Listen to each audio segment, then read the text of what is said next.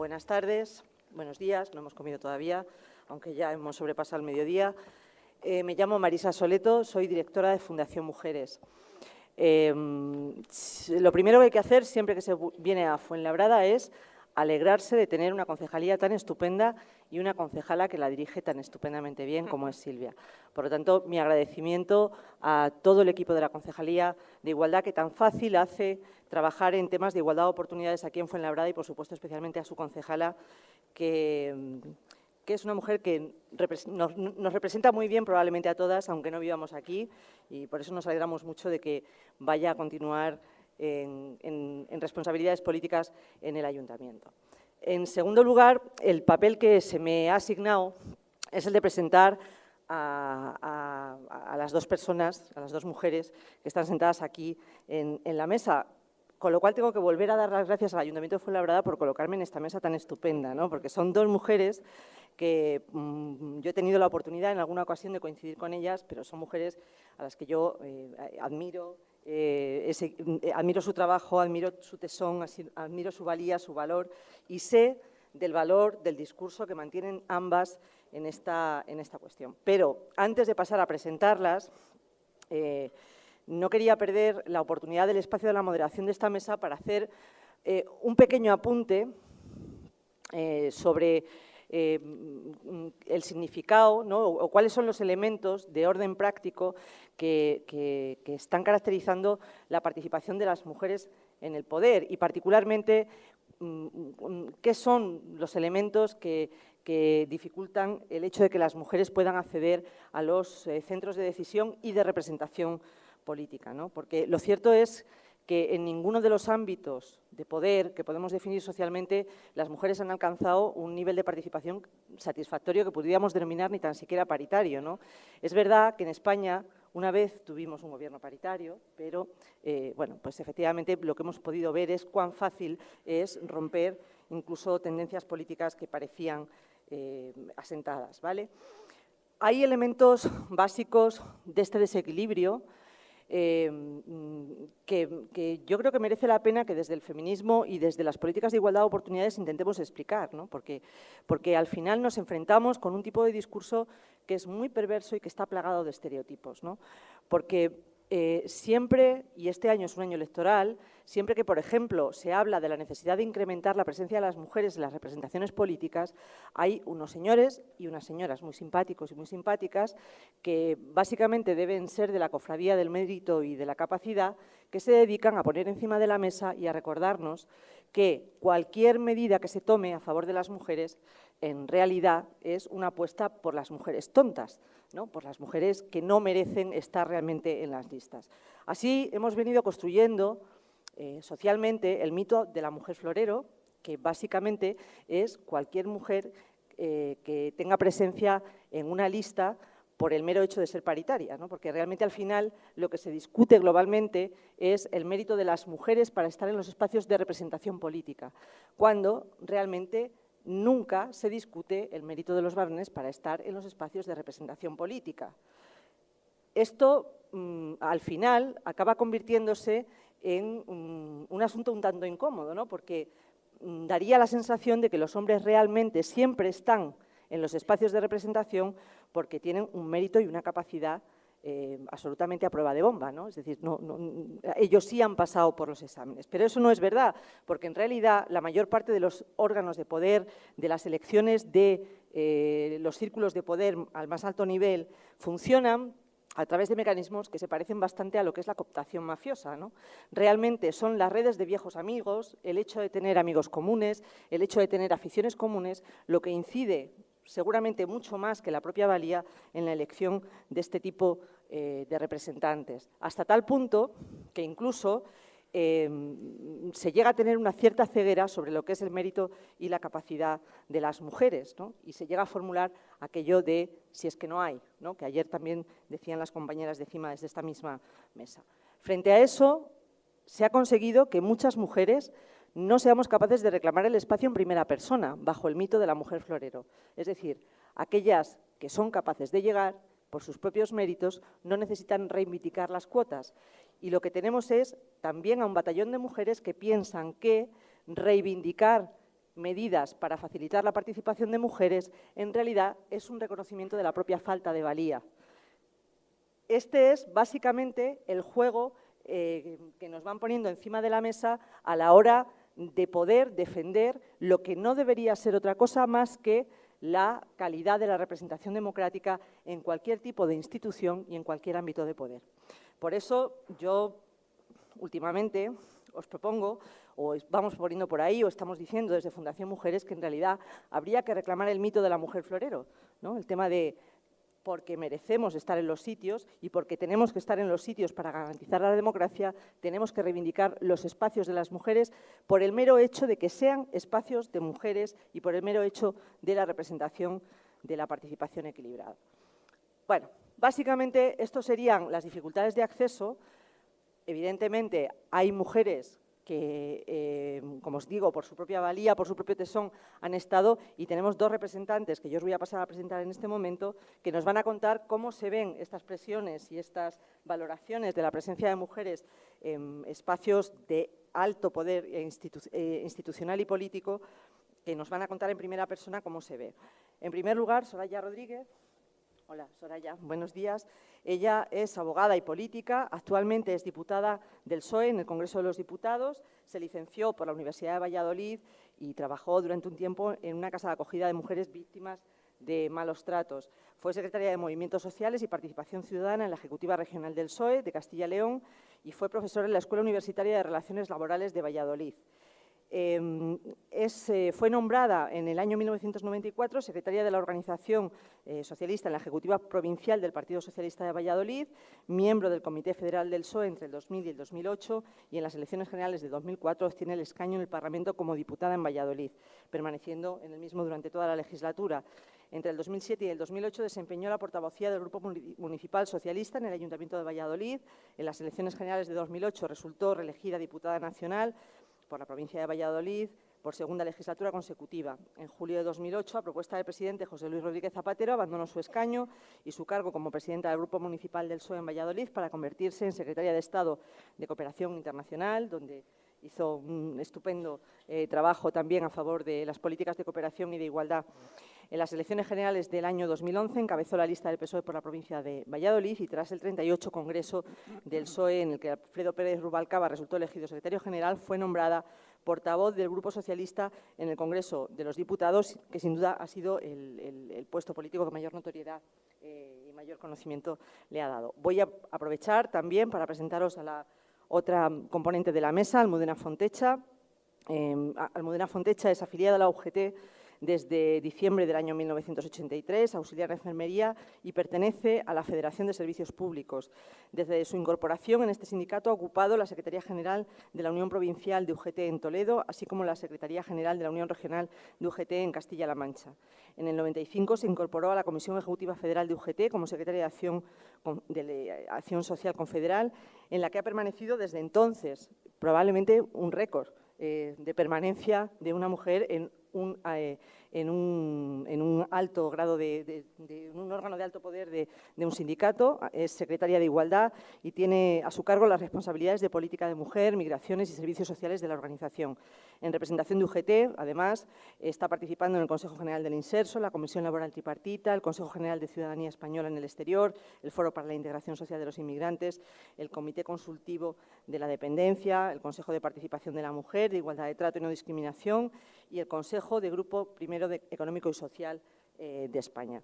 Como veis, dos mujeres que han estado en altas responsabilidades políticas y que nos van a contar pues eso, su visión de cuál es la posición de las mujeres que ejercen poder, como ellas lo han hecho.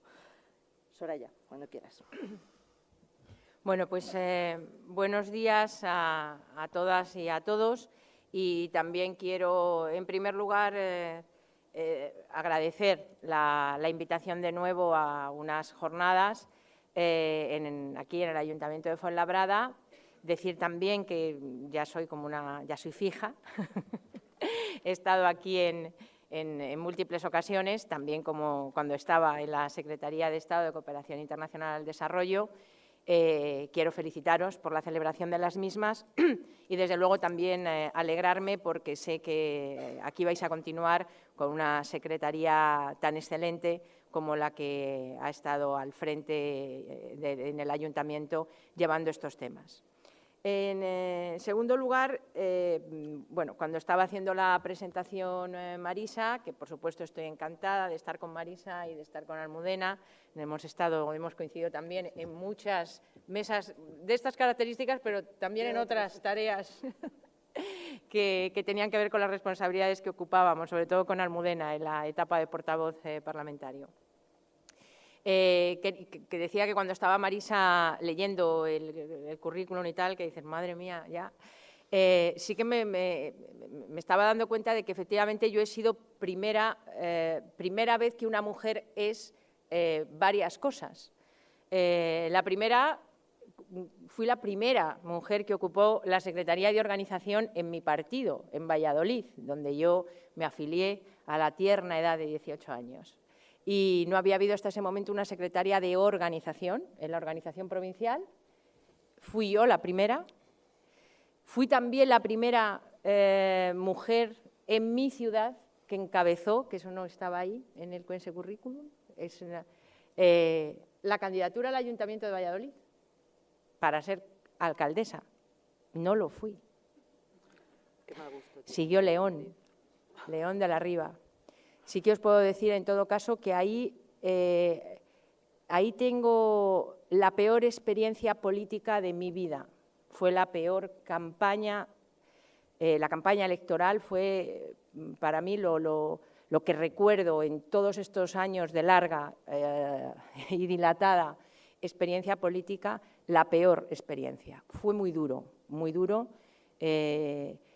Y la presión a la que estuve sometida, la campaña electoral, además a la que me llevó, aquí sí que tengo que reconocer, me llevó la confrontación, el propio candidato del PP, el alcalde en aquel momento, los comentarios, posiblemente no he sentido nunca a lo largo de mi vida, no lo había sentido hasta ese momento, la verdad, de forma directa, de forma expresa, mi condición de mujer en la política y la discriminación, esa condición permanente de una mujer como candidata. Bueno, quiero recordaros que hasta me compuso una canción, me la dedicó y la cantaba en los mítines, realmente para vergüenza de él, que cada vez que imagino que se la pongan, pero llegamos hasta ese nivel, quiero decir que aquello fue efectivamente. Y luego es verdad que también he sido la primera mujer que ha estado al frente del Grupo Parlamentario Socialista. Y eso también es un poco, en fin, ¿no? Para la reflexión, porque realmente muy tarde, ¿no? En el 2012, desde el inicio de la democracia reciente, nunca una mujer había sido portavoz del Grupo Parlamentario Socialista, que significa, efectivamente, ser la jefe de filas, no, la cara y estar en la sala de máquinas de la dirección de un grupo, de presentación de iniciativas. Y sí que es verdad que fue a raíz de ese congreso donde salió Alfredo Pérez Rubalcaba, elegido secretario general, que hizo dos hitos con dos nombramientos. Uno, nombrar a la portavoz del grupo, primera vez mujer portavoz del grupo parlamentario, y dos, primera vez que había una vicesecretaria general en el PSOE. Se hizo dos hitos, uno externo en el grupo, hizo otro hito de ámbito interno, orgánico, nombrando a Elena Valenciano vicesecretaria general del partido. A continuación de deciros mi primera vez, o la primera vez que una mujer, tengo que deciros a continuación que después no ha vuelto a haber una secretaria de organización. O sea, estamos hablando de distintos ámbitos, pero yo creo que todos sirven, estamos hablando de poder. El ámbito orgánico, de poder orgánico de los partidos es muy importante, porque, como muy bien decía Marisa, los procesos de elección salen de procesos de decisión que se producen en los ámbitos orgánicos. Por lo tanto, si no estamos en ese proceso de decisión orgánica, no estamos luego en las consecuencias, en el fruto de esas decisiones, pues no ha vuelto a haber una mujer. De esto hace muchos años, yo era muy joven, vamos, era muy jovencita relativamente, a mí ahora me parece que era muy jovencita, tenía yo 28 años. Después de que yo fuera candidata a la alcaldía de Valladolid, no ha vuelto a ver, es candidato hombre en las dos últimas, candidato hombre. Y bueno, espero que después de que ya el Grupo Parlamentario Socialista haya tenido una mujer portavoz, no tardemos mucho tiempo, en fin, que esto ya sea una cosa normal, que pueda haber un hombre en la portavocía y pueda haber una mujer. Os señalo esto porque quiero deciros en primer lugar que sigue existiendo una gran resistencia a los cambios. Sigue existiendo una gran resistencia a los cambios. Podemos pensar que con cifras o con porcentajes de participación de las mujeres en los distintos ámbitos, podemos hacer una lectura positiva y pensar que efectivamente hemos dado grandes saltos y hemos conseguido, por lo tanto, avances, y los hemos conseguido. Yo decía a la entrada de estas jornadas, en unas declaraciones a la prensa, que, hombre, por ejemplo, en el ámbito municipal, en 1979 íbamos al diccionario y buscábamos la palabra alcaldesa y ponía mujer del alcalde. 1979, primeras elecciones democráticas. Claro, si vemos el número de porcentaje de alcaldesas que hay en toda España, contando los municipios pequeños, los grandes municipios y capitales de provincia menos, pues indudablemente dices, hombre, el porcentaje es importante, que casi estamos en un 36, 37%. Ya digo, contando todo, los grandes y los pequeños. Pero claro, de alcaldesa a mujer del alcalde en 1979, pues efectivamente, en el ámbito de la participación, en el Congreso de los Diputados, pues bueno, pues también efectivamente ha habido un importante avance de un nivel de participación bajísimo en el inicio de nuestra democracia, me parece que el PSOE tiene ahora un 36% de mujeres, porque bajamos en las últimas elecciones, porque bajamos en representación. El PSOE tiene un 36. Y hemos tenido en la anterior un 39,9, casi el 40%. Por lo tanto, claro, en términos cuantitativos hemos avanzado. Si vamos al Poder Ejecutivo, pues igualmente, pues eso, de 0 ministras en el primer gobierno socialista de Felipe González a un gobierno paritario en los gobiernos de José Luis Rodríguez Zapatero. Claro, esos saltos en porcentaje no nos pueden tampoco, digamos, nublar la visión si escarbamos también un poquito en las cifras, porque si bajamos, por ejemplo, en el Ejecutivo, 50% de primeros gobiernos paritarios, eso es un hito, es también una imagen. Las imágenes colectivas ayudan muchísimo a cambiar las cosas, porque se convierten en símbolos, es importante. Pero claro, si luego en esos mismos ámbitos de poder ejecutivo bajamos también a las cifras, pues seguimos viendo que lo que son entes públicos, pues la participación de la mujer en los mejores momentos, un 26%. O si bajamos al número de delegadas del Gobierno en comunidades autónomas, pues también estamos en cifras en los mejores momentos, en los mejores momentos. 2011, acabo donde Zapatero. Yo acabo donde Zapatero cuando doy estas cifras, porque lo demás, lo que ha venido después, ya sabemos lo que es, pues un 26%, que incrementó muchísimo en relación del 2004 al 2011. Por ejemplo, en números de mujeres delegadas del Gobierno en las distintas comunidades autónomas, había un 10, llegamos a un 26. Subdelegadas del Gobierno, que es una figura de poder, de mando en la provincia, de un 16% que había cuando llegó Zapatero a un 23%. Pero fijaros de lo que estamos hablando. Y luego, indudablemente, si nos vamos a otros aspectos que tienen muchísimo también que ver con la visibilidad de de las mujeres del poder, no hablemos de la economía porque no es la mesa, pues os pongo también un ejemplo que es importante en un cuerpo fundamental como es la justicia, donde el sistema de elección sí que es de mérito y de capacidad, porque hay un examen, una oposición, ahí sí que hay mérito y capacidad, en el sentido de que hay únicamente mérito y capacidad, únicamente. 65% de las juezas, de los jueces, son juezas, 65%. Y como sabéis, nos incorporamos a la carrera judicial muy tarde, hoy 65%. Magistradas, 46% son mujeres. Pero cuando el proceso ya no es solo de mérito y capacidad, no solo, sino también electivo, al que se refería Marisa, donde indudablemente hay unos elementos objetivos en los que hay que decidir y en los que, como muy bien tú, existen redes invisibles de conocimientos, de amigos, de conocidos, de tradición, en el Tribunal Supremo solo el 12% de los magistrados son magistradas. Nada que ver con la proporción de mujeres que pertenecen al cuerpo con la proporción de mujeres que, digamos, están en el máximo órgano de impartición de la justicia. Por lo tanto, ¿qué quiero decir con esto? Que hemos avanzado, y sería ridículo negarlo, hemos dado grandes pasos, absolutamente necesarios, porque si no nuestra democracia sería de una malísima calidad.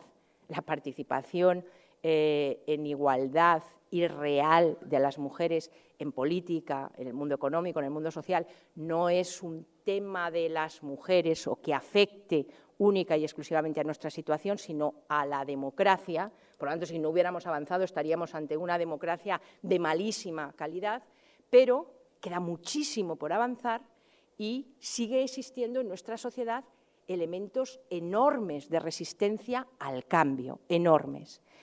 Lo hemos visto de forma clara en estos últimos 3 años y medio, no sé, porque a mí la legislatura, esta última legislatura se me está haciendo eterna, me parece que llevamos muchísimo más tiempo, muchísimo más, pero no, son 3 años y medio.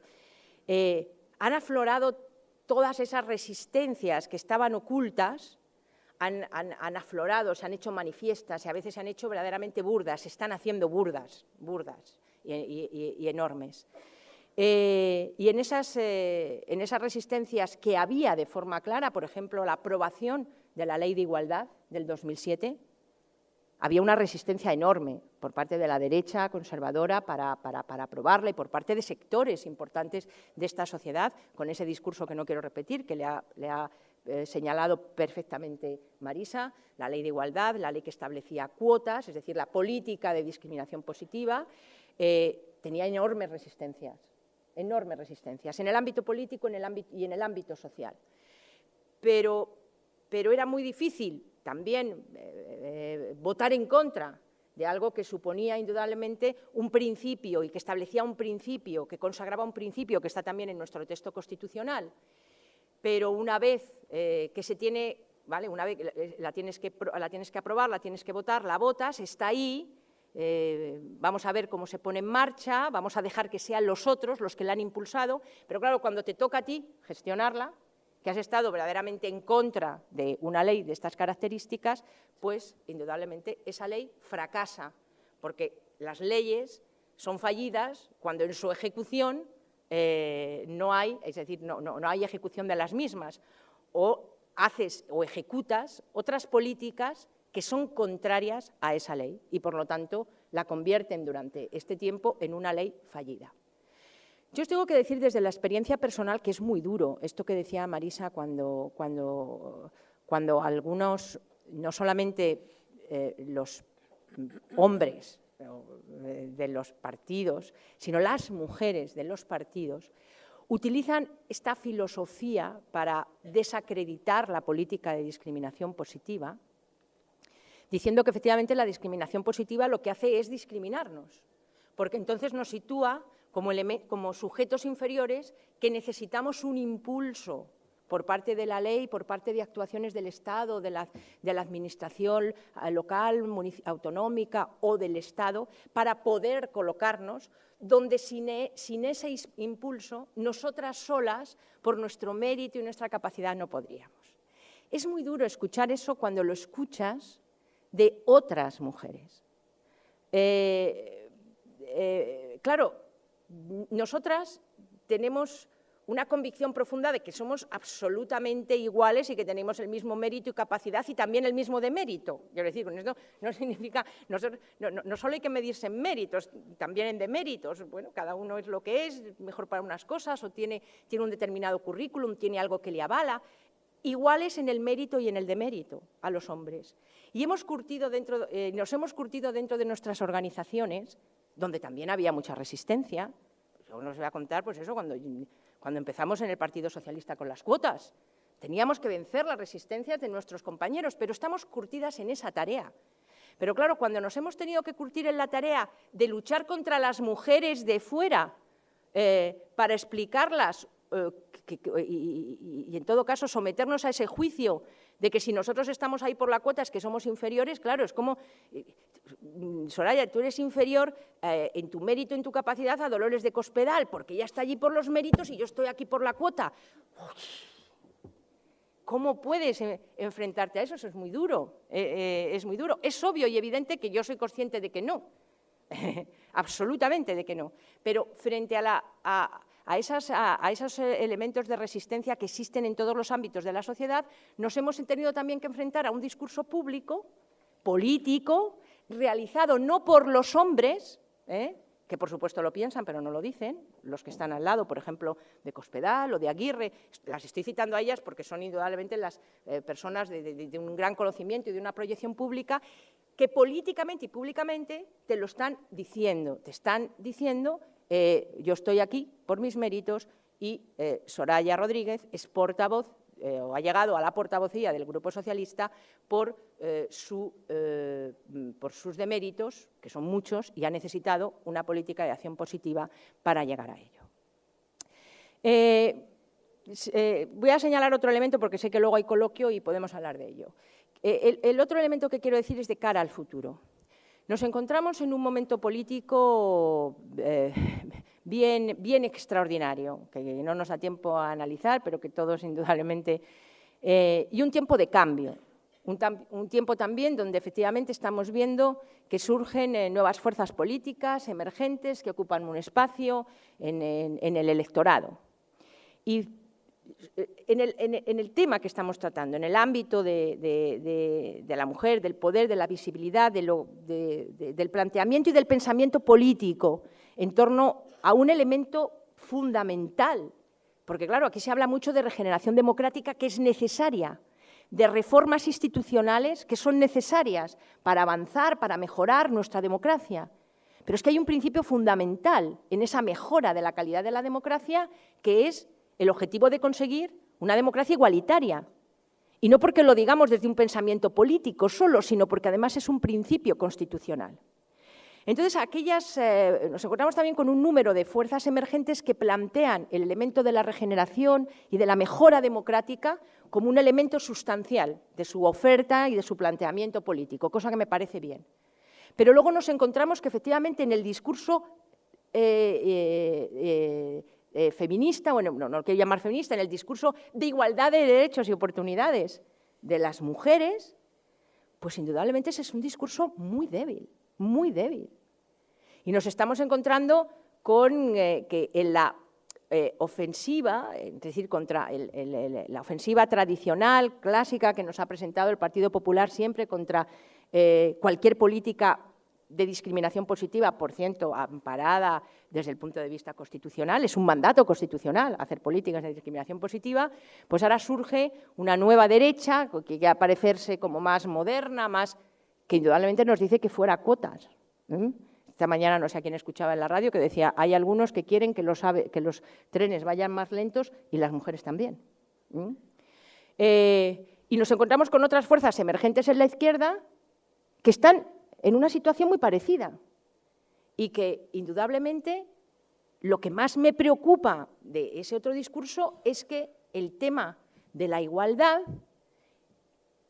el tema de las peores consecuencias de la desigualdad, que indudablemente la más cruel, la más terrible, es la violencia y son los asesinatos de las mujeres, vuelve a aparecer siempre en ese discurso político como, bueno, es que ahora hay otras cosas más importantes, la regeneración económica, la regeneración institucional, y luego ya vendrá lo de la igualdad. Es imposible, o sea, volver a eso es que volveríamos al principio del siglo XX, a finales del siglo XIX. Y dos apuntes, porque ya me dice Marisa que ya se acaba el tiempo, para el debate de luego. Tan volveríamos al principio con dos ejemplos. Ahora nos estamos encontrando también con una propuesta, con los que dicen que cuotas no, con esta misma filosofía. Tenemos muchísimas mujeres capaces para tal, por lo tanto no necesitan discriminación positiva. Que además nos proponen ahora una legalización de la prostitución. Esta es una opinión mía personal, que yo estoy absolutamente en contra de la legalización de la prostitución, porque es que desde luego ya no puedo entender ni ver profesión alguna en ella, sin una de las peores consecuencias, con manifestación de las peores consecuencias de la discriminación, de la igualdad, de la vulnerabilidad y de la imposición hacia la mujer de la fuerza y de la violencia. La prostitución no es sexo, por favor, es violencia. Esto está claro, pero esta es mi opinión personal. Pero dicho esto, solamente quiero citaros porque que cuando en las pocas ocasiones en las que la prostitución ha aparecido como catalogada como una profesión, nos encontramos a finales del siglo XIX, cuando emerge la revolución industrial, que hasta ese momento, hasta el momento en el que no había fábricas donde ir a trabajar, todos trabajaban igual. Las mujeres con los hombres en las casas, en el campo. Si os dais cuenta, además, si tú ves una película o lees un libro anterior a la Revolución Industrial, no hay criadas, hay criados. En las grandes mansiones trabajaban los hombres y las mujeres, era el servicio, eran criados. Cuando viene la Revolución Industrial, los hombres salen a la fábrica y las mujeres se quedan, y entonces empezamos a hacer una catalogación bien distinta de los trabajos. Pues bueno, cuando catalogábamos a las mujeres en ese ámbito de circunscripción donde solo podían trabajar, que eran criadas, matronas, no, ¿quién eran estas que daban de mamar? Nodrizas, criadas, nodrizas, otra que no me sale ahora, pero que iba en esta línea, y prostitutas. Quiero señalar esto para que veamos que no solamente no hay muchas veces solamente grandes resistencias para seguir avanzando, que es que las grandes resistencias para el avance suponen grandes amenazas para el retroceso y que a estas alturas de la película tengamos que volver a explicar que la discriminación por razón de género histórica nos ha colocado en una situación de clara desigualdad desde el momento no solamente en el que cuando votamos por primera vez, sino de cuando se comenzó a configurar la noción de ciudadanía a través de la Revolución Francesa. Ahí ya no estábamos nosotras, solo estaba el ciudadano hombre. El ciudadano hombre, los derechos humanos, ahí ya no estábamos nosotras. Por eso, al no estar nosotras, tardamos tanto tiempo en acercarnos a una urna, que es que fue 1931 en la Segunda República, es que fue ayer, en términos históricos, ayer nos reconocieron el derecho a ir a votar y a ser elegibles. Y eso, aparte de muchas otras consecuencias, viene también porque toda esa configuración de la democracia en relación al ciudadano, a los derechos fundamentales, a los derechos de participación política, se configuraron en torno a una figura que era el hombre, que no era la mujer. Y tener ahora que recordar eso de nuevo en el momento en el que estamos, para no solamente no parar, sino para no retroceder, es, yo creo, realmente una situación preocupante que nos debe colocar en alertas, que siempre debemos estarlo, y desde luego nosotras, las que estamos y las que hemos estado allí y hemos sido primeras en, pues no podemos estar muy satisfechas si después de que nosotras hemos estado de primeras pues hemos sido las únicas. Ya me gustaría a mí haberos dicho hoy que después de que yo fui secretaria de organización había habido tantas en el Partido Socialista, que después de que yo fui candidata a la alcaldía ahora hay una alcaldesa, aunque no sea yo, o que indudablemente después de que se nombró por primera vez una portavoz parlamentaria me ha sustituido una portavoz parlamentaria. Eso hubiera sido mucho más positivo y indudablemente también mucho mejor para nuestra experiencia, porque nosotras no estamos aquí para romper nada en relación a nosotras mismas, sino que estamos aquí con un compromiso para romper barreras, romper situaciones para las que vienen detrás. Y eso también es un elemento que hay que mirar mucho cuando hablamos de primera vez. ¿Qué pasó después de la primera vez? ¿O cuánto tiempo tardamos en que eso continuara? Me callo ya que me he pasado. Cuesta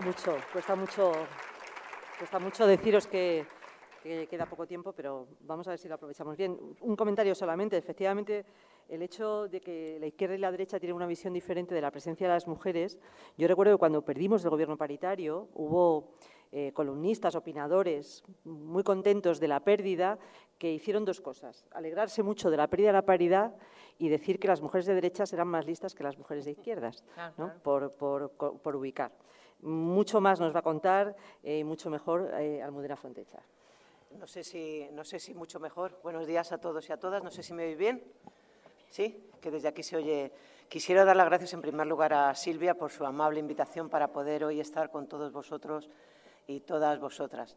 A medida, desde el primer momento que Silvia me habló de poder participar y me habló, bueno, que era un encuentro para hablar sobre el empoderamiento, cuando luego ya recibí el programa y me vi en una mesa que se llamaba Mujeres con Poder, hasta hoy hablando y oyendo hablar tanto a Marisa como a Soraya, pues os tengo que decir con absoluta sinceridad, como si estuviéramos alrededor de la mesa camilla, que no solo me han brotado un montón de situaciones anecdóticas que me han sugerido muchos de vuestros comentarios, sino que evidentemente he ido cambiando de idea de qué cosas os podía contar para poder compartir con vosotros y que luego tener un debate muy interesante.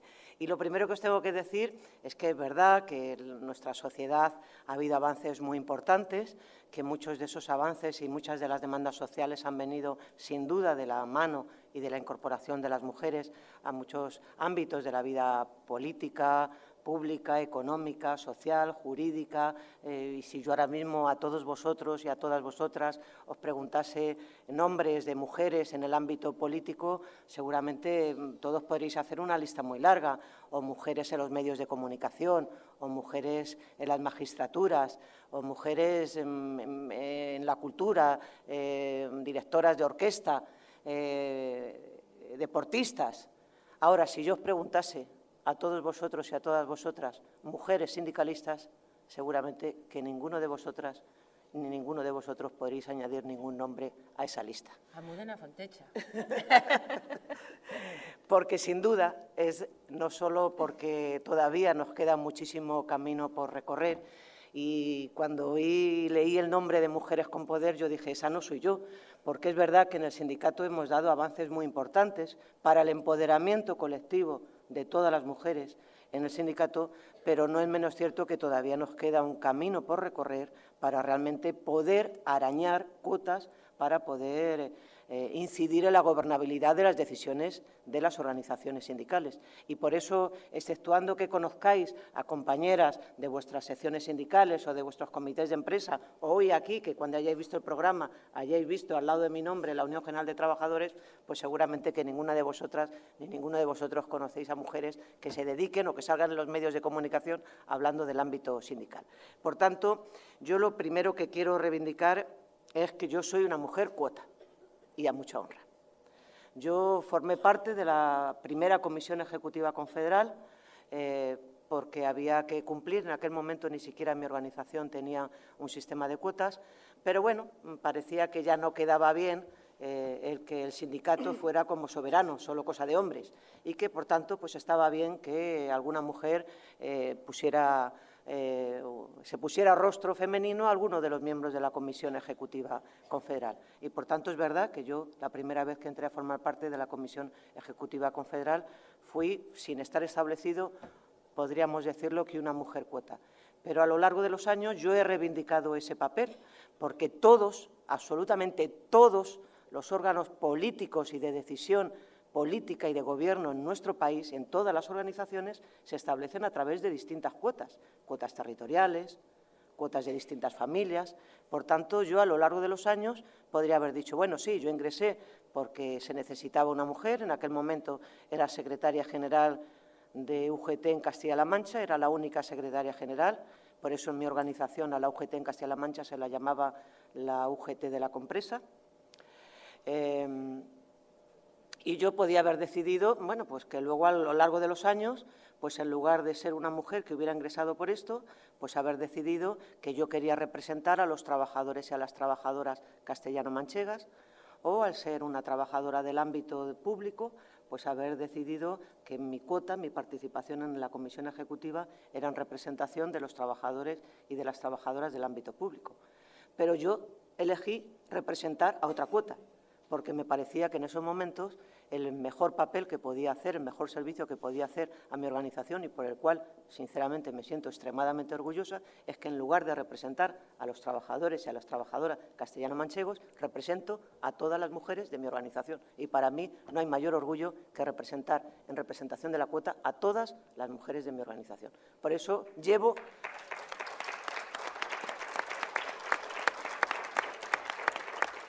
a muchísima gala ser y definirme como mujer cuota, como mujer que representa a los intereses de las compañeras y las afiliadas en mi organización. Quisiera también compartir con todas vosotras y todos vosotros qué significa empoderarse en una organización sindical, cuáles son las luces y las sombras que las mujeres tenemos para poder desarrollar, las trabajadoras, para poder desarrollar también nuestra reivindicación feminista en el mundo del trabajo. Y quiero también compartir con todas vosotras cómo a lo largo de todos estos años las mujeres del sindicato, como muy bien decía Soraya, no sin pocas dificultades, hemos ido arañando, como os decía, puestos de responsabilidad en mi organización. Desde hace 20 años aproximadamente, en el último congreso que se celebró hace 20 años, en un congreso confederal con 800 delegados, de esos 800 delegados solo fuimos 8 mujeres. En el último Congreso Confederal, gracias a decisiones que adoptamos a partir de ese Congreso, hemos sido 400 mujeres delegadas y, por tanto, representando los intereses también de la clase trabajadora en relación con el conjunto de las afiliadas de mi organización. Es decir, que la fisonomía de nuestra organización ha cambiado mucho. Y antes oía a la mesa anterior decir que con la cuota no se consigue todo. Y yo voy a poner de manifiesto cómo también estamos intentando dándole vueltas a ver cómo de alguna forma lo de la cuota lo vamos complementando, porque es verdad que hemos arañado algunas posiciones en nuestra organización, pero todavía tenemos una ausencia muy importante de compañeras que sean secretarias generales. Solo 2 mujeres en mi organización son secretarias generales en el ámbito de toda la organización a nivel de las comunidades autónomas y de los que representan los trabajadores a nivel sectorial. Es decir, que somos más mujeres, que es muy importante, como antes se decía, que haya un número, que es necesario que haya una masa crítica para cambiar las cosas, pero es verdad que eso por sí solo se necesitan introducir algún elemento corrector. Nosotros obligamos a todos los compañeros, y digo obligamos a todos los compañeros para que una vez que se decidió el sistema de cuotas, temporalmente, cada cierto tiempo, delante de un órgano, de una representación tan nutrida como la que hoy estamos, pero en este caso con responsables políticos de la organización, hacemos una evaluación de cómo ha operado ese sistema de cuotas. Y ese sistema de cuotas lo que nos ha dicho es verdad, que somos más mujeres en los órganos de dirección. Me acuerdo la primera vez, me vais a permitir que comparta con vosotros estos chascarrillos, por eso os digo, casi muy íntimos, nunca diré que lo he dicho aquí en un foro que no es el de mi organización, la primera vez que estábamos discutiendo en el seno de la Comisión Ejecutiva el tema de la cuota, había un compañero de la Comisión Ejecutiva que me decía que él estaba totalmente a favor y tal, y no sé qué, tal, no sé qué. Y entonces, porque claro, el compañero pensaba que se iba a introducir el sistema de la cuota ampliando el número de miembros. Y entonces, claro, cuando Cándido Méndez le dijo, no se trata de que se incorporen más mujeres, es decir, no es que seamos 11 más 3, sino que el número de mujeres va a tener que ser entonces dentro del número de miembros que estaban. Y recuerdo perfectamente la cara de ese compañero, que me recordó como la última cena cuando decía, señor, seré yo, porque claro, porque mirar, por mucho que todos digamos, para que una mujer entre, un hombre tiene que salir. No hay otra cuenta posible. Y esa es la auténtica resistencia que tenemos realmente, porque cuando se habla de la valía, es decir, hoy, sin que ningún compañero os sintáis ofendidos, y muy bien lo decía Soraya, no solo tenemos las mismas capacidades, sino el mismo demérito, pero hoy numéricamente nos gobiernan más tontos que tontas, solo numéricamente. No lo veo yo eso, porque tienen una capacidad. Es decir, eso es así. Hay más hombres que nos gobiernan y, por tanto, alícuotamente les corresponde más porcentaje de tontos que de tontas. Es decir, que lo que hemos intentado en mi organización es intentar evitar, no por ello ha sido fácil, todo lo que tiene que ver con el tema de las capacidades, los méritos, etcétera.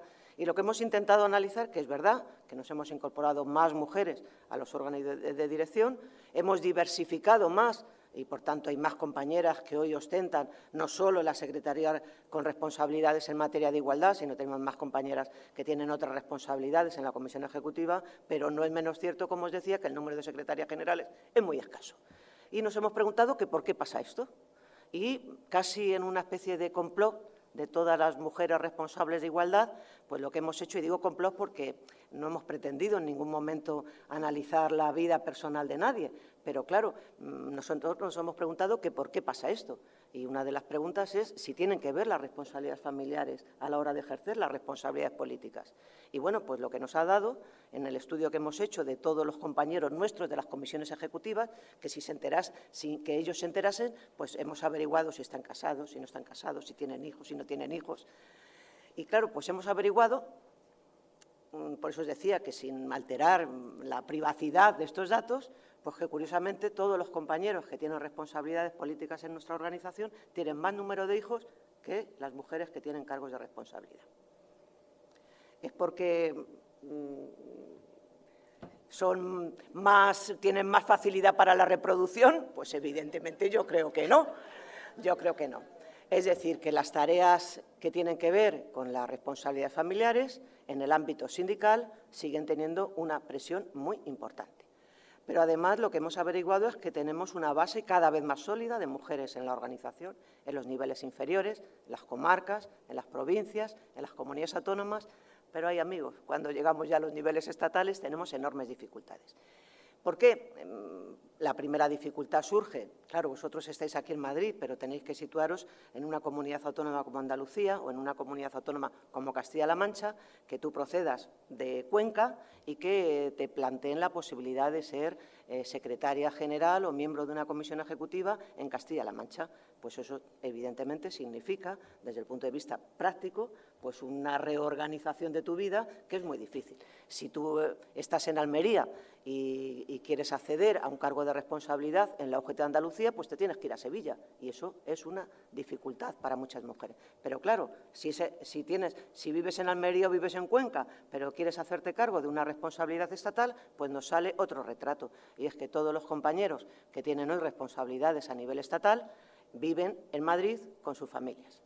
Las mujeres que tenemos cargos de responsabilidad a nivel estatal o vivimos solas o no tenemos familia directamente. Entonces, nuestras familias están en sus países de origen, en sus comunidades de origen, y todos los fines de semana las mujeres vamos y venimos, o son mujeres que no tienen cargas familiares. Entonces, se ha producido otra situación también curiosa en nuestra organización. Y entonces los compañeros nos dicen que cómo se ha rejuvenecido nuestra organización. Y claro, se ha rejuvenecido nuestra organización porque para poder cumplir las cuotas han tenido que elegir mujeres que no tuvieran responsabilidades familiares. Y gracias a la cuota de mujeres, hoy tenemos un porcentaje de mujeres jóvenes con responsabilidades en nuestra organización sindical, con la condición de que, evidentemente, son mujeres que no tienen responsabilidades familiares y no tienen hijos. ¿Qué os quiero decir con esto? Y esto, bueno, pues evidentemente nos está haciendo pensar Otro dato que Soraya no lo ha dicho, pero eso yo creo que en la mente de todos está, y es que es verdad que las mujeres llegamos, pero igual que llegamos nos vamos. Es decir, si hay un elevadísimo porcentaje de rotación en todos los órganos de decisión y de dirección política en todas las organizaciones, es que conseguimos llegar, pero aguantamos muy pocos mandatos. Yo creo que yo debo ser de las pocas excepciones que hay en mi organización, porque cada 4 años hay una renovación brutal de las compañeras de nuestra organización, y no así en relación con los hombres. Parte de la respuesta podría ser en que, evidentemente, sus condiciones son distintas desde el punto de vista familiar, o también las condiciones de la organización son condiciones hostiles para que la compañera, pues evidentemente, pueda continuar. Por tanto, nos estamos planteando algún mecanismo que haga que no solo que las mujeres lleguen, sino que permanezcan y, evidentemente, meter algún tipo de situación que garantice que las mujeres podamos acceder sin que las responsabilidades familiares presionen tanto. Pero ¿por qué ocurre esto? Y esta es otra idea de las que hoy quiero compartir con todos vosotros. Que muchas de las cosas que suceden en el terreno sindical, desde el punto de vista de la participación de las mujeres, tienen muchísimo que ver, por no deciros, es calcamonía de lo que sucede en el ámbito laboral. Si hay algo que evidentemente refleja las discriminaciones en el ejercicio del poder de las mujeres en las organizaciones sindicales, es lo que ocurre precisamente en el ámbito laboral. Es una calcamonía de lo que sucede en el ámbito sindical. Por eso en nuestra organización hemos tenido que hacer varias cosas, que ahora quiero compartir también con todos vosotros. En primer lugar, nosotros tuvimos, las mujeres en nuestro sindicato, tuvimos que construir, y espero que las mujeres que nos ayudaron a construir este discurso entiendan lo que yo ahora voy a decir. Nosotros tuvimos que construir en nuestra organización nuestro propio discurso feminista para poder hacer ver a los compañeros que no es incompatible la lucha de clases con la lucha de género y que es posible, y además no es posible hacerlo de otra forma, si no se tiene conciencia de género, no se puede tener conciencia de clase. Dicho de otra forma, cuando estábamos o cuando te sitúas ante una negociación, pues muchos compañeros te dicen, pero vamos a ver, ¿qué es antes, la igualdad o el empleo? Claro, y lo que hemos tenido que convencer a los compañeros es que no podemos decir que queremos un empleo digno, un empleo de calidad, una protección suficiente, si además dejamos en la estacada y en la orilla a muchos trabajadores y, en especial, sobre todo, a muchas trabajadoras. Porque es verdad que las mujeres nos hemos incorporado a trabajar fuera del hogar, pero nos hemos incorporado a trabajar fuera del hogar en unas condiciones de absoluta desigualdad. Trabajamos menos, y esto quiero hoy ponerlo aquí en evidencia, porque es verdad que la crisis en inicio afectó de una forma muy importante a los sectores de la construcción y ahí se quedó en la retina crisis, empleo masculino, pero no es menos cierto que después del empleo masculino, dicho sea de paso, esta crisis inició ya con 2 millones de mujeres en desempleo, que incluso en las mejores situaciones económicas las mujeres no tuvimos pleno empleo en nuestro país, pero después del sector de la construcción se han añadido otros sectores. En la medida en que los trabajadores han tenido menor poder adquisitivo, han podido utilizar, tienen menos poder de compra y, por tanto, ir a los restaurantes, ir al cine o irse a comprar, tenemos menos facilidades y, por tanto, en eso ha terminado afectando a esos sectores y en esos sectores trabajan fundamentalmente las mujeres. Ahora, ¿de esto se habla? No, porque la crisis no solo está agrandando estas diferencias que ya existían, sino que además la crisis está invisibilizando lo que está ocurriendo en relación con las mujeres.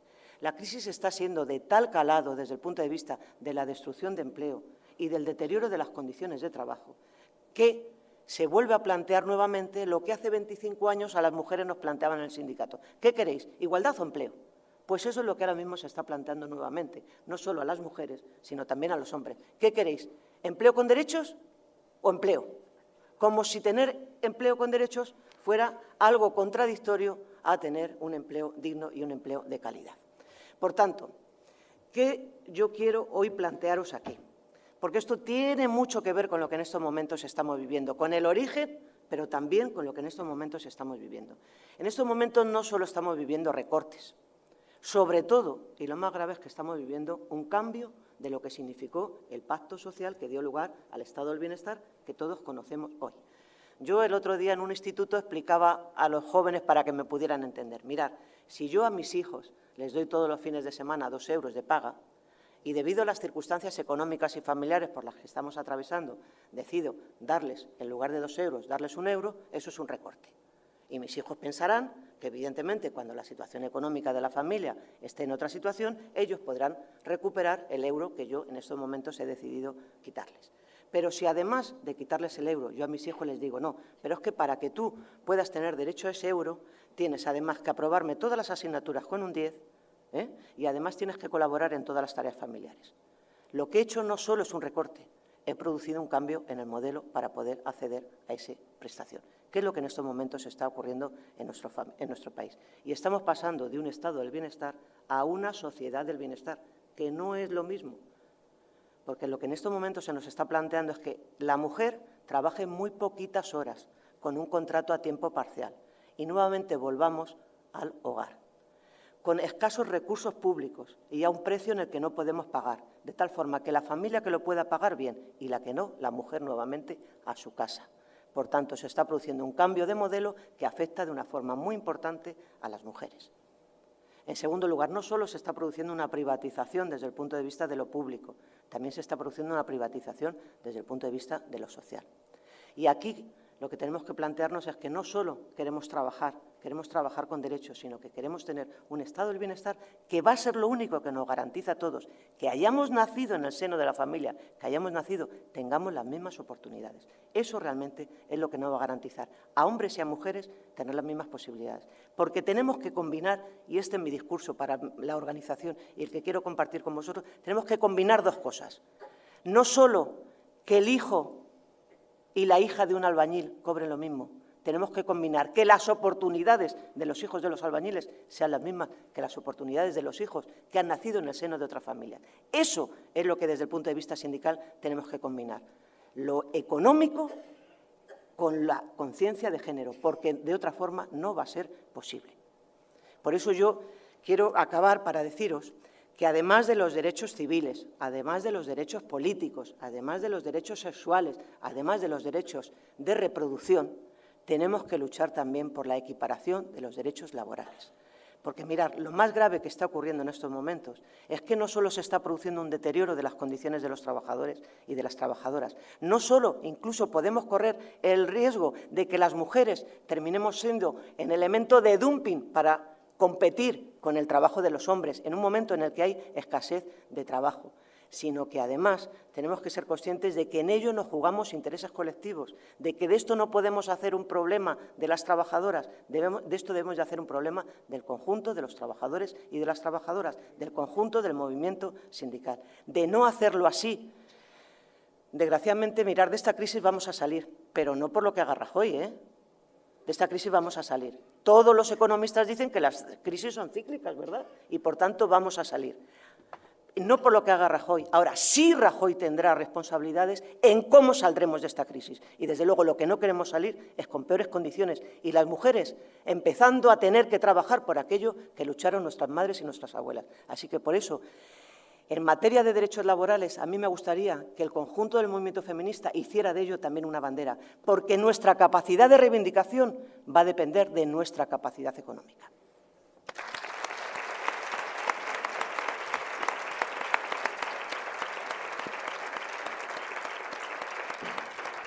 Bueno, pues estupendo, aparte, efectivamente, hacer esta revisión de la reivindicación y que yo comparto plenamente. Creo que efectivamente, como ha dicho Almudena, el ámbito laboral recoge el conjunto de las discriminaciones. Ha sido estupendo repasar el concepto de masa crítica, ¿no? Como uno de los elementos para el acceso al poder.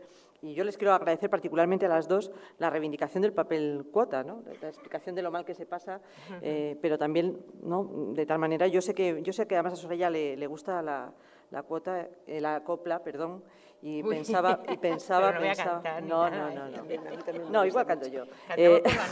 Cantamos por la noche. No, pero que hay veces efectivamente que dan ganas de reivindicar en primera persona, ¿no?, y cantar aquello de yo soy la cuota y a nada tengo derecho, ¿no? O otras moderneces mejores que de mayor quiero ser mujer florero, que también había un grupo español. Bueno, tienen ustedes la palabra. Creo que son muchas las cuestiones que se han planteado en relación con los obstáculos y tenemos todavía un ratito para poder plantear las preguntas que ustedes quieran. Muy bien, ahí en el pasillo, un poquito más adelante, a tu derecha. Esto es. ¿Está ya preparado? ¿Está encendido? Bueno, pues muchas gracias por la exposición de las tres, porque también la tuya, Marisa, ha sido una exposición competente y oportuna. No me quiero extender mucho con el fin de dar más palabras, y lo que quería hacer es una reflexión a propósito del tan traído y tan llevado mérito y capacidad de las mujeres, ¿no? Entonces, eso vende mucho, está muy bien, y entonces estamos viendo, porque son hechos reales, que las mujeres son juezas, que las mujeres ya tenemos más cuotas en los altos puestos de la administración, que también tenemos más puestos en los hospitales. Y eso nadie te lo puede negar porque es una oposición directa, ¿no? Eso está ahí. Pero también nos cabría hacernos una pregunta malvada, que es que precisamente porque la administración es segura y a las 3 de la tarde puedes estar en casa, por muy jueza que seas y por muy jefa de negociado, sigues precisamente con otra segunda función de tareas familiares. Es decir, yo evidentemente animo a todas las mujeres a que sean juezas y todo lo que quieran, estaría bueno, y sobre todo alto cargo y representación, porque las tenemos ahí y las vemos. Pero ese otro aspecto más referencial, como es el poder, que es lo que estamos aquí planteando, que pueden ser los altos cargos de representación, tanto política como en la banca, como en la empresa, esa todavía la tenemos muy lejos. Y esa es precisamente la que a mí me parece, o sea, ya hemos conseguido una, pero no nos podemos quedar con ella porque se puede utilizar mal. Y luego también queda otra posibilidad. Antes hablaba Amelia Valcárcel de lo importante que ha sido y sigue siendo y será para el feminismo lo que es la educación. Y evidentemente la educación desde el alfabetismo a todo lo que queramos tirar para adelante. Pero casualmente hace pocos días me daban los datos que ha hecho el Instituto de Género en la Universidad Carlos III. Entonces, parece ser que la Universidad Carlos III, una de las últimas universidades formadas, moderna, progresista, avanzada y todas las maravillas del mundo que queramos decir, de cada 2 hombres que empiezan la vida académica, uno de ellos acabará siendo catedrático, los otros no. Mientras que en las mujeres son catedráticas 1 de cada 6. Y ahí también hay mérito y capacidad, pero las cuestiones son diferentes. Sucede también ahí que estas mujeres, que de estas de cada 6, las que llegan a la cátedra, tienen lo que por lo visto en los baremos universitarios se consideran puntos objetivos, como pueden ser conferencias, como son publicaciones, como son participaciones en seminarios internacionales, y están en estos momentos en 4 veces por encima de lo que se le requiere a un varón. Y estamos hablando de mérito y estamos hablando de oposición, que no estamos hablando de designación. Luego, por un lado, hemos conseguido, pero por otra parte nos queda verdaderamente mucho.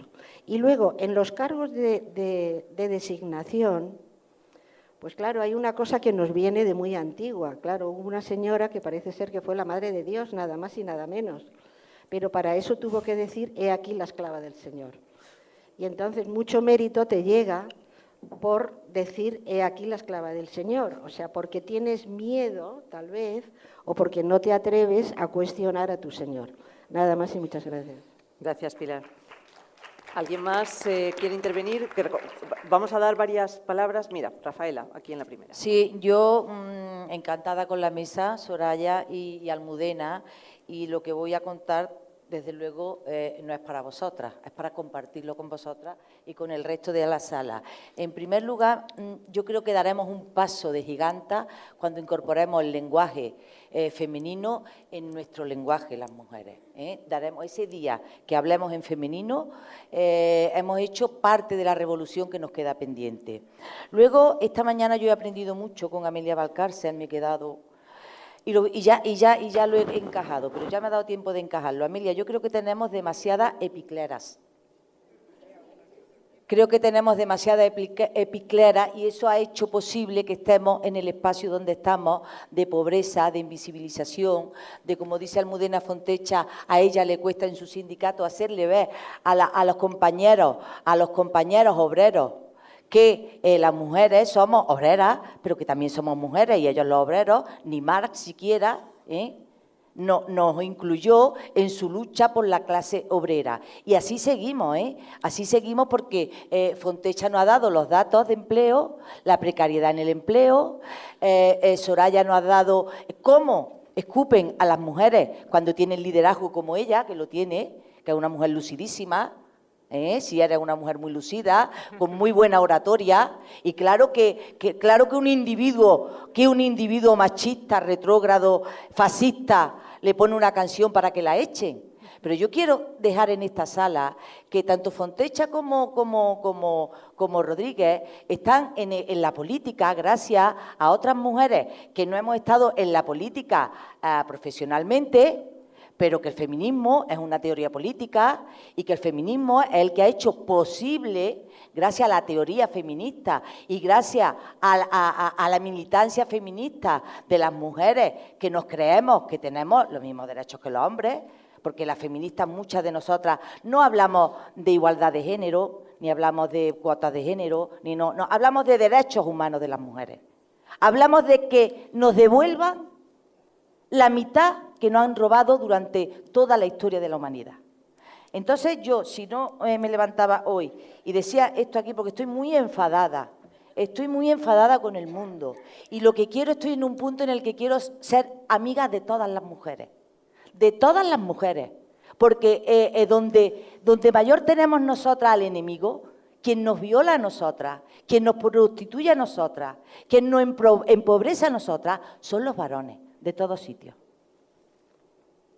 Por ahí hay un papelín de un pacto feminista que se llama, que a la primera reunión que yo asistieron muchas organizaciones a nivel federal, federal, estatales, como podían ser progresistas, separadas, comisión de malos tratos y también la Plataforma Andaluza de Apoyo al Lobby Europeo de Mujeres.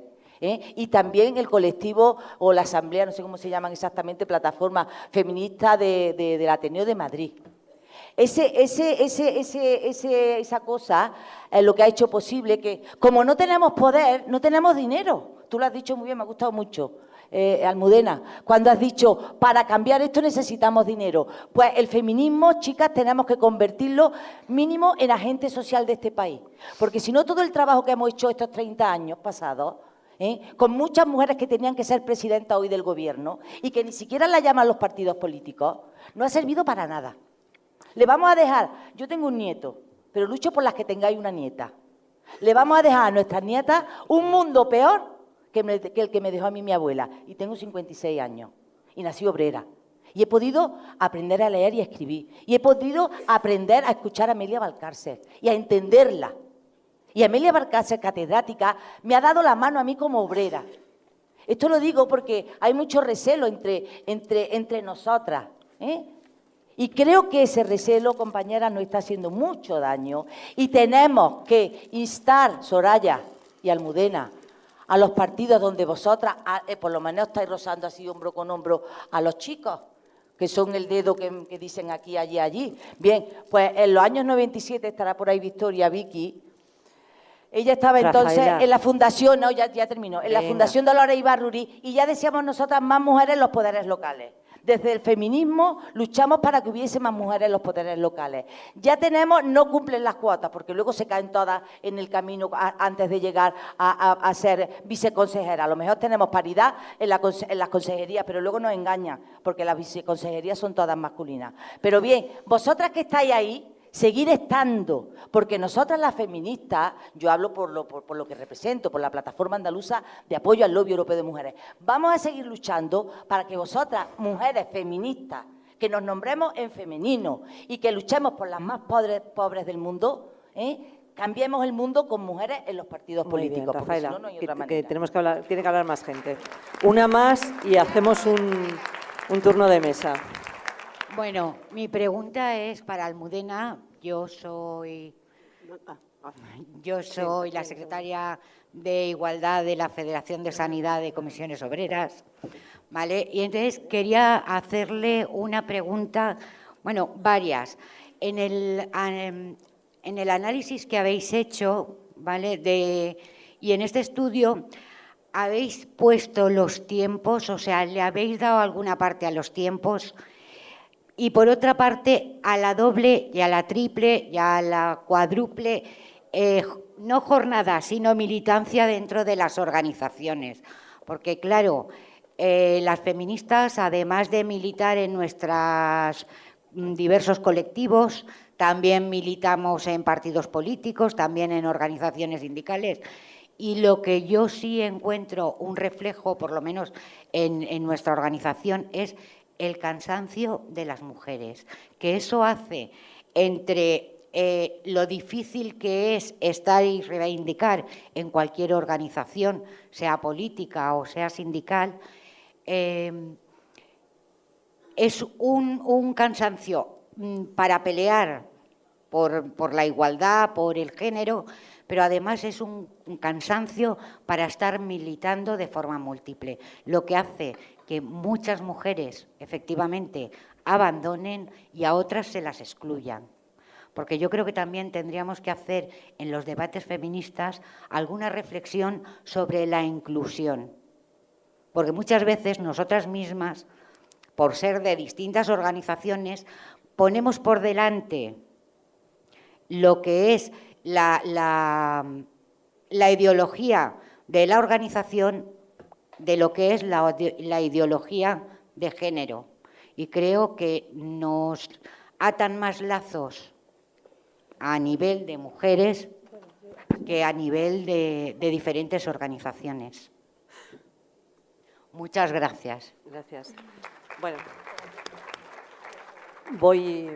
os doy, o sea, como queráis. Sí.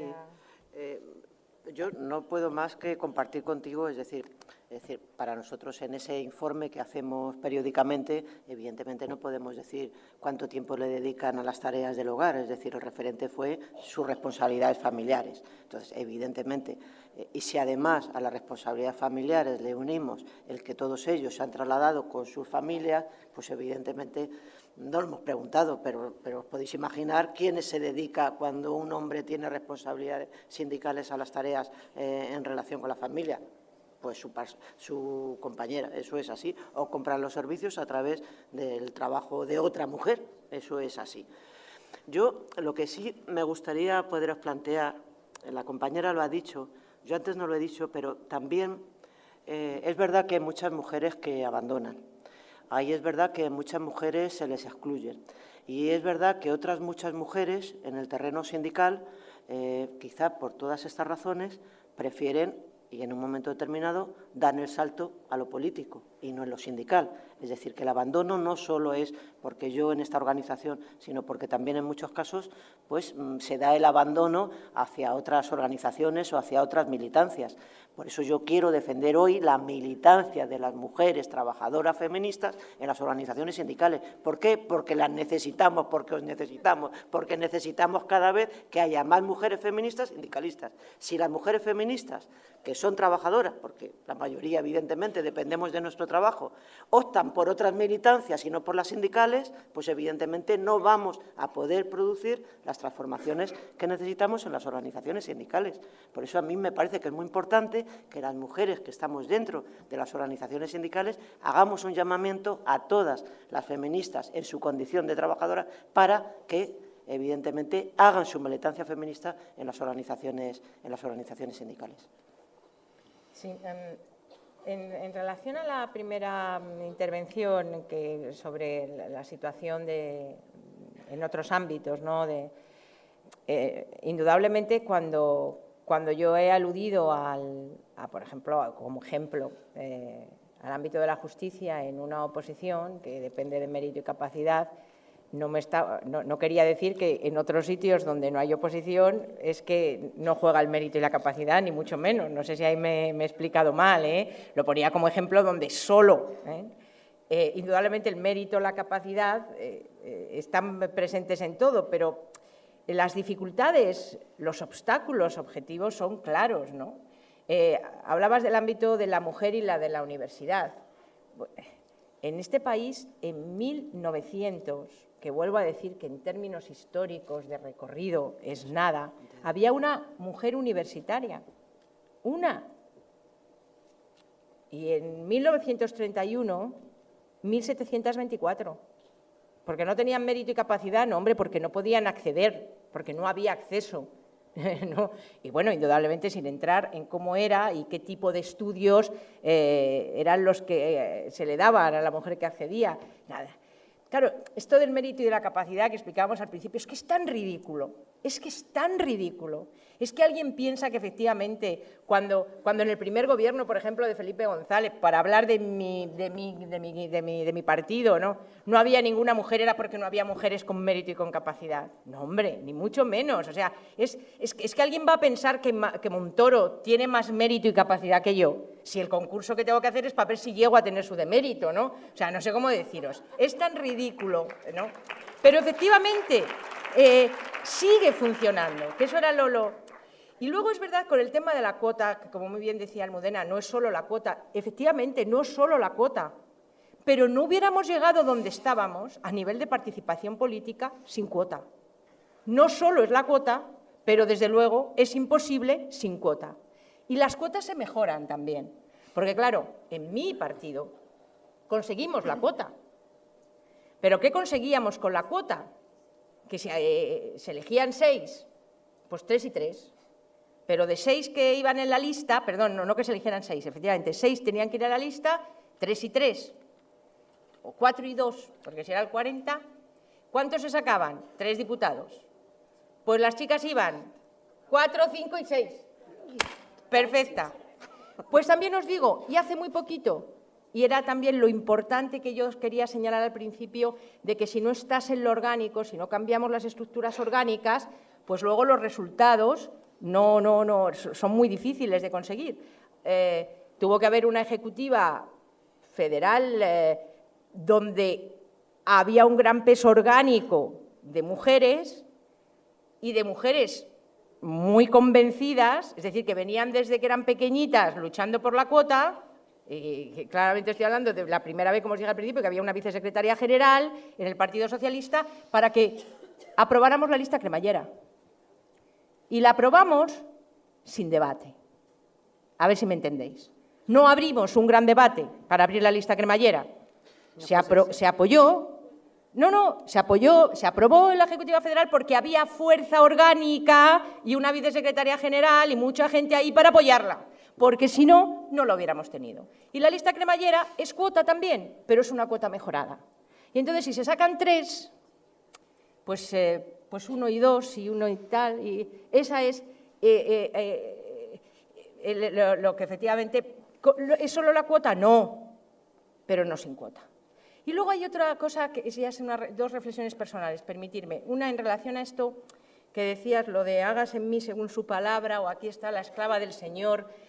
Esta también es una especie de leyenda. Permíteme que te diga que yo he vivido en el partido y tal. Dice, no, es que claro, las mujeres sumisas, las que dicen sí al jefe, al que manda, tal, dice, claro, es a esas a las que ponen. Es a esas a las que ponen, a las que quitan. Pero quiero decir una cosa, eso no va en género, que yo tengo muchos compañeros que dicen, aquí está el esclavo del Señor, hágase en mí según su palabra, porque quiero ir en la lista. Eso no va en el género, eso va en la condición humana. Y también os tengo que decir que sí, que es verdad lo que decía Fontecha, es difícil mantenerse. Es difícil en esas cosas de yo fui la primera, yo he sido también la primera mujer que ha encabezado la lista al Congreso y me he mantenido, que efectivamente, como decíamos, espero que después de dejarla de encabezar yo la encabece otra mujer y no vengan a encabezar las señores, pero normalmente, es decir, he aquí la esclava del Señor, pues entras y sales, pero hay muchos compañeros, eso no va en el género. Y por último, en lo único, fijaros que a lo largo del tiempo yo me he sentido... Es decir, he sentido que, en fin, esta situación de de educación que nos han dado a las mujeres, de una forma, somos fruto y, en fin, somos el producto de nuestra educación, de nuestras circunstancias. En el único aspecto positivo que yo me he sentido diciendo, bueno, esto qué bien, ¿no? Porque, y he visto, cuando he hablado con mis compañeros y me han dado un poco de pena, no todos, estamos hablando en generalidades, es en el tema de la familia, lo que decía Almudena. Mira, yo tengo 2 hijos, ya son un poquito mayorcitos, pero claro, han sido muy pequeños. Y les tuve cuando empecé la carrera, cuando empecé a ser cargo público, porque empecé tarde y parí tarde, a partir de los 35 años, que fue... Por lo tanto, quiero decir que han estado el currículum político ha sido con mis 2 hijos, con Martina y con Horacio. Yo he visto crecer a mis hijos, les he llevado, les he traído, han ido al Parlamento Europeo, han ido a la guardería, han venido. Yo me he ido de las reuniones porque voy a dar de cenar al niño y que además, ¿qué hacemos aquí ya a partir de las 8:30, tíos? O sea, esto ya es como comentario, ¿no? Yo me he ido de Madrid, yo me he ido a una reunión, he dado de cenar a los críos, he mirado si efectivamente el otro había hecho las matemáticas, que tengo uno que hay que perseguirle para. Y he llamado, hoy ahora a las 8:30 cuando me he ido, y he llamado cuando ya he hecho todo esto, la cena y tal, y estaban reunidos, y en el mismo punto en el que les dejé, Claro, cuando te encuentras con compañeros que te dicen que es que él porque fue alcalde, porque fue luego no sé qué, porque luego fue de diputado, fue secretario de Estado, en fin, porque ha tenido una... Dice, de repente volví a mi casa y vi un niño que tenía 4 años y tiene 14 y me lo perdí. Que efectivamente también ha sido víctima de esas circunstancias en que había alguien que en esa separación de papeles, ¿no? Yo me quedo en casa, les cuido y tú te vas a la política, me da mucha pena, porque esos años son irrecuperables. Lo que te aporta la política, como cualquier otra actividad, es importante, te aporta mucho, pero nada comparable con lo que te han ido aportando tus hijos en ese tiempo. En eso yo sí me siento, cuando hablo con ellos, cuando te cuentan esto, ¿no? O sea, y tú por la alcaldía de tu pueblo te has encontrado con un tío de 20 años y le dejaste con 4, porque qué error, cómo os habéis equivocado en esto. Y eso además para ellos es irrecuperable. Quiero decir que efectivamente también lo de la conciliación sí tiene mucho que ver si estamos las mujeres en puestos de decisión, manejando una reunión, cambian también los tiempos. Yo, por ejemplo, en la Secretaría de Estado no comía, no comía de comidas de trabajo, quiero decir, hacía poquísimas, Y cuando ya había alguien, pues, porque ¿qué queremos? Y todos queremos y tal, decía, desayuno, a las 8. Yo también. Ay, que se les quitaban las ganas de verme. Yo también. Pero no quiere usted con la señora Rodríguez y tal, bueno, es que ahora ya no podemos. Quiero decir que eso, no sé, Almudena, en el trabajo, claro, lo que pasa es que efectivamente todavía quien marca esos ritmos, pues todavía no somos nosotras, porque no estamos en ese intríngulis. Pero eso sí que es muy importante y eso yo se lo digo muchísimas veces y me sorprende, y acabo, que ahora que hay tantos compañeros jóvenes también, ahora que ya dices, bueno, esto ya debería haber sido asumido, porque claro, a mí que me lo diga un hombre que tiene 60 años, que entró en la política en los 40, será alcalde en los primeros ayuntamientos y que de repente dejó a los críos, luego se le acaba y es mayor. Pero ahora hay compañeros también que les veo muy jovencitos, claro, porque yo ya soy más mayor. Y les veo en la misma tónica. Digo, pero vete a casa a bañar al niño, tío. Vete a casa a bañar al niño, que es que cuando tienen un mes, sin darte cuenta, tienen 1 año y esos mesecitos son irrecuperables. Y a veces me miran un poco como diciendo, ¿qué le pasa a esta? Y digo, pero ese sí que es un dato no medible, no objetivable, pero sí subjetivable, en la que dices, va a decir, esto no ha cambiado tanto, ¿eh? Esto no ha cambiado tanto, porque el que no va a bañar al niño tiene 36 años y la que le está bañando en casa tendrá 32 o 33. Y eso... Bueno, pues sí, pues efectivamente. Si esto, fijaos que además hemos hablado de 2 ámbitos donde afortunadamente, como nos han explicado muy bien ellas, hemos conseguido un cierto nivel de regulación. Es decir, ha habido veces, como también ha explicado muy bien Soraya, que se ha dejado de discutir, por lo menos, ¿no?, de discutir por el hecho de que las normas estaban establecidas, ¿no?, y aún así sigue habiendo este tipo de obstáculos. Yo simplemente cerrar, para terminar, dándoles las gracias de todas las cosas que nos han contado, ¿no?, y de todos los obstáculos, las conclusiones, pero sí, brevísimamente, recoger el guante de Almudena Fontecha, ¿vale? Es decir, vamos a intentar, yo estoy completamente de acuerdo de que desde las organizaciones feministas tenemos que tenemos que construir en este momento un discurso particular sobre mujeres, crisis, empleo, acceso a los recursos económicos, y creo también que debemos utilizar todas nuestras potencialidades de acuerdo y de generación de lobbies, más desde el sentido amplio en lo que lo decía Amelia en la mesa anterior, es decir, yo creo que nos ven mucho más estructuradas y tenemos mucha más capacidad y potencia de incidencia de la que muchas veces también nos creemos y nos echamos encima como propio de mérito, ¿eh?